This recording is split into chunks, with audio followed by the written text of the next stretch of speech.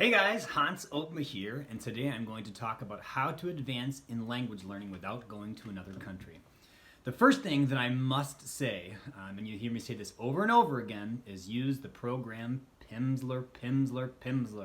Pimsleur's language program is designed by a guy named Paul Pimsleur, and one can get it from Pimsleur.com. One can also oftentimes acquire it from the library, either by download or by actually getting the files to do so.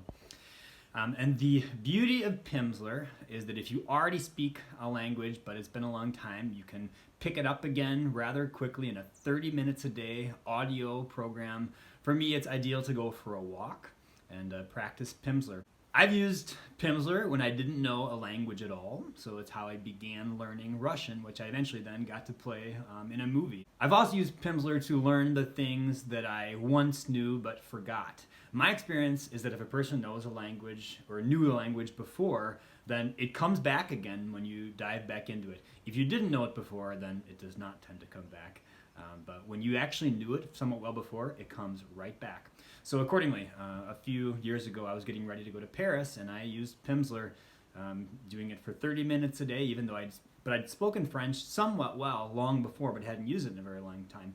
Using Pimsleur, I learned it all right back up again, and I was all ready to go as soon as I got to Paris, which was very exciting. Pimsleur is offered in almost any language imaginable. The only language that I've tried to get it for and was not able to find was Welsh, but that is a very unique one. Irish, for example, which is a certain form of Gaelic, does exist on Pimsleur, which is very exciting. It varies as to how many levels of classes are available, but oftentimes the Pimsleur programs that people want to use end up being the most commonly used languages anyway. So German, French, Spanish have 5 levels each, which is 30 lessons per level, and that really gets you up and ready to go. Another big step in learning languages can be acquired through Netflix. Even if you don't speak a language well at all, even if you would not say that you speak a language, you can nonetheless use Netflix to advance what you do know. So when I was first learning Spanish years ago, or when I was really advancing in Spanish, my favorite thing to do was watch a movie in English with the Spanish subtitles on. People are tempted to go straight to listening to the other language and just seeing what they learn. I'm not saying there's no value to that at all, but my own experience is that when you're watching a movie that you enjoy in English and then you watch the subtitles in the other language, that can be a very exciting way to advance. It's easy to do, and even if you catch little bits along the way, you really are learning quite a lot. I think one excellent way to do this would be to combine use of Pimsleur, being something that you do 30 minutes a day, and then for, say, an hour a day, watching any program you like at all in Netflix with just the subtitles on if you don't know language well at all. Now, if you do know a language well, then I think there's a couple of other steps you can take, but if you want to advance your listening skills.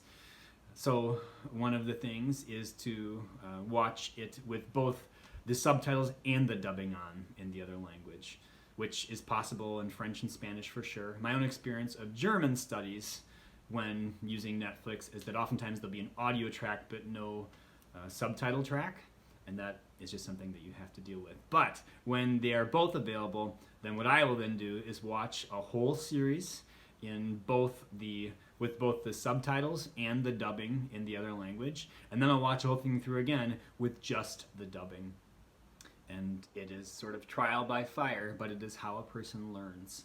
Language partners are something that is very helpful if you're able to find language partners. However, sometimes that's not so easy, so I'm very into figuring out what I can do without having language partners. In my experience, one way to advance quite a lot is by speaking with another person who is not a native speaker of the language. You both have learned the same basic vocabulary, and you'll both have the opportunity to use those things, which is something that's necessary for you to do.